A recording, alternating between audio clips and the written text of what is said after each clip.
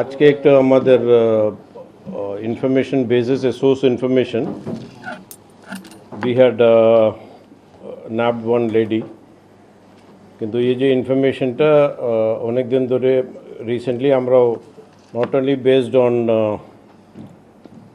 mobile tapping and other equipment thing, and we are also improving upon the human information যে source ইনফরমেশনটা আগে যেগুলো হতো ধরুন আমার হিউম্যান ইনফরমেশন এগুলো ইমপ্রুভ করার জন্যে রিসেন্টলি ইনস্ট্রাকশনস দেওয়া হয়েছিল।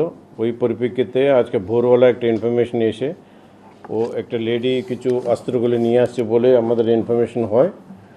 আর লোকাল পুলিশে আমাদের হেল্প নিয়ে আমাদের এসওজি টিম আছে সিআইডিতে, ভোরবেলা ওখানে গিয়ে রেড করি with help of the local police. আমরা অনেক কিছু অস্ত্র আর আর্মসগুলো রিকভারি হয়েছে।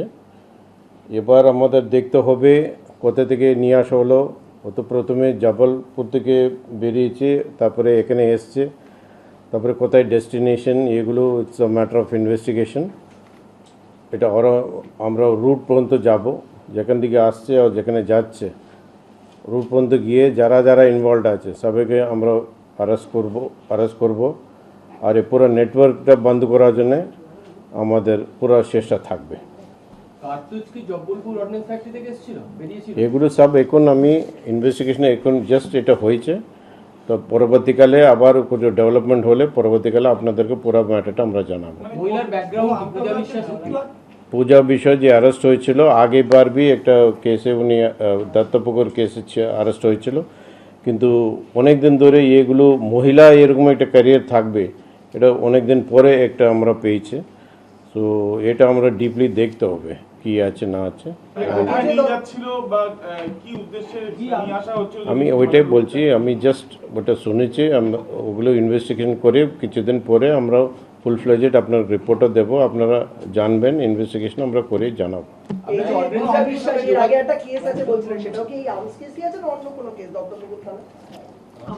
আর্মস কেস, এটাও তো আর্মস কেসে ছিল।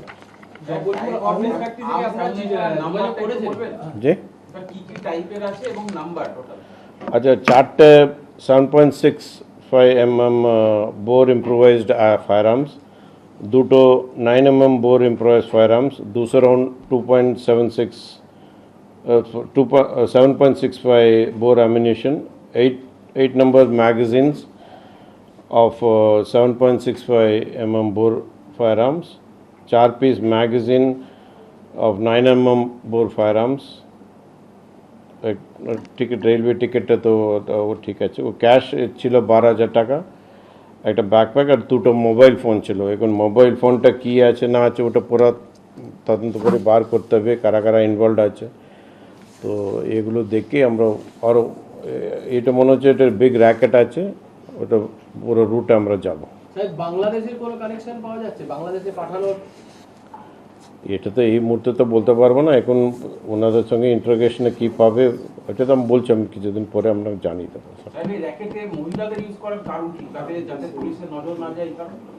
হতে পারে বাট এক্স্যাক্টলি এগুলো তো আমি একটু ওই জন্য বলছি ইনভেস্টিগেশন না হয়ে শুধু আন্দাজে বললে তো হবে না, আমরা কারেক্ট তথ্য আপনাকে দিতে হবে।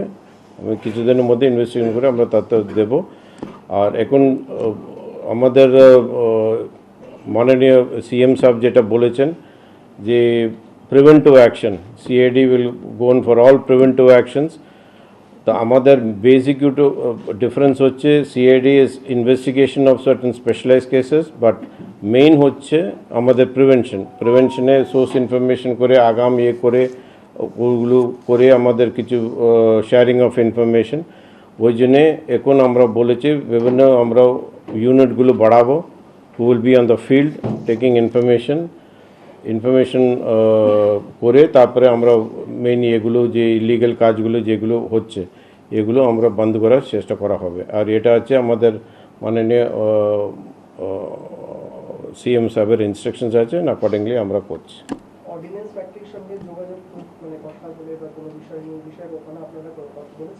কথা শুরু করেছি আমরা, যে যেখানে যেখানে আছে আমরা কথা বলেছি।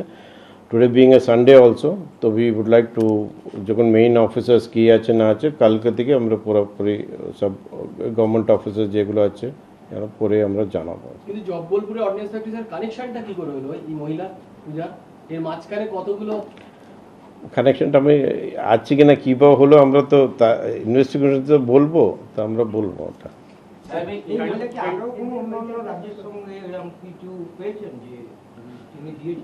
ধরুন জবলপুর থেকে উনি আসছেন, এখানে ইয়ে করবেন, ইয়ে কোথায় গিয়ে ইয়ে হবে, অন্য স্টেটে কানেকশন থাকতে পারে। তো that is what I am saying.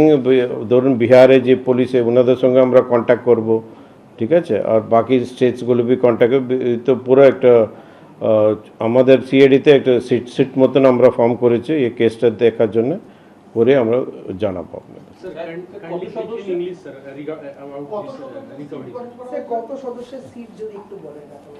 না, একজন ডিআইজি সাহেবকে আমি ইয়ে করেছি, ডিআইজি সাহেব আছেন, এসএস একজন, এসএস র্যাঙ্কে একজন থাকবেন, আর বাকি ডিএসপি আর আইও যারা থাকবে।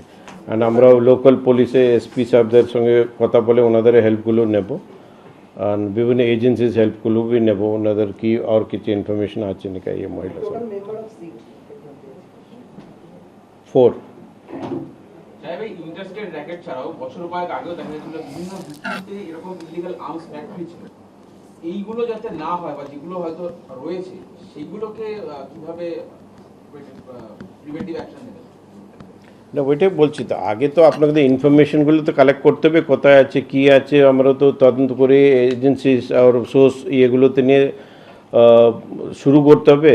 শুরুয়াতটা আগে বি হয়েছে, এবার আরও ডিপলি করে এই যে আর্মস, ইলিগাল আর্মস ফ্যাক্টরি বলুন, ইয়া বম কোথায় তৈরি হচ্ছে বলুন ইলিগাল, এসব আমরা রুটে যাব, আর সবকটা within the framework or the rule of law পুরো কেস করে ওদের সবাইকে অ্যারেস্ট করা হবে।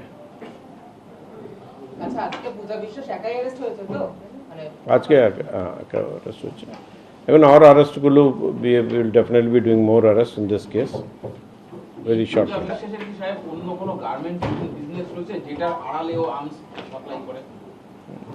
এটা পরে ইনভেস্টিগেশন পরে বলব, আপনি ইনভেস্টিগেশন পয়েন্টস তো আমি পরে বলে দেবো একদম, ঠিক আছে। স্যার, দুটো কোশ্চেন, এখন কোথা থেকে কোথায় যাচ্ছিল, এক নম্বর কথা। সেকেন্ড কোশ্চেন হচ্ছে এখন ইলেকশন হয়ে গেছে, সবকিছু হয়ে গেছে, তারপরে এতগুলো আর্মস একসাথে ধরা পড়েছে, আপনারা কিছু ভাবছেন? এইটাই তো খুব মানে চিন্তা মনে করে করতে হবে, কেন কী পারপাসে এত ক্যাচ আর্মস যাচ্ছে, জবলপুর থেকে যেটা নিয়ে আসছেন কী ব্যাপারে যাচ্ছে, ওগুলো ভালো করে দেখতে হবেন। Where is the destination point, এটাও তো দেখতে হবেন। হু আর দি বেসিক্যালি এখন পর্যন্ত যেটা আমাদের মনে হচ্ছে ক্যারিয়ার আছে, বাট এটাই তো বলে তো থামানো যাবে না, অ্যাকচুয়ালি কী আছে না আছে পুরো নেটওয়ার্কটা বার করতে হবে। আমাদের ভিডিও ভালো লাগলে লাইক এবং শেয়ার করুন, কমেন্ট সেকশনে গিয়ে জানান আপনাদের মতামত।